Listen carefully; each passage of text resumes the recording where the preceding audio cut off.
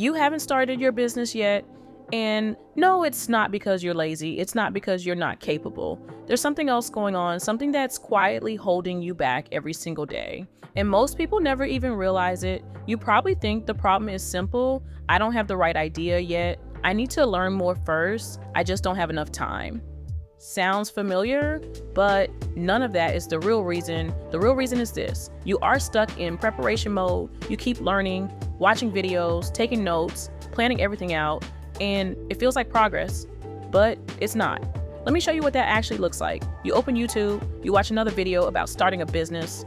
For a moment, you feel motivated. You feel like you finally get it, and then you close the video and nothing changes, no action, no movement, no real progress. That's where most people stay.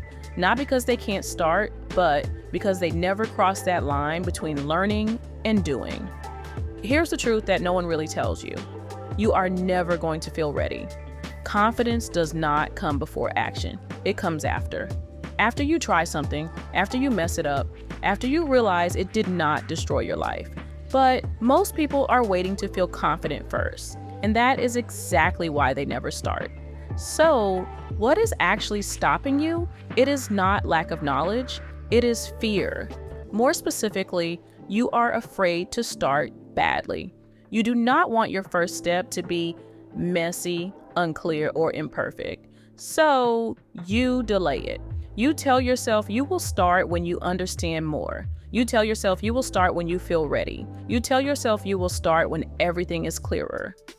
But that moment never comes. At some point, you have to decide.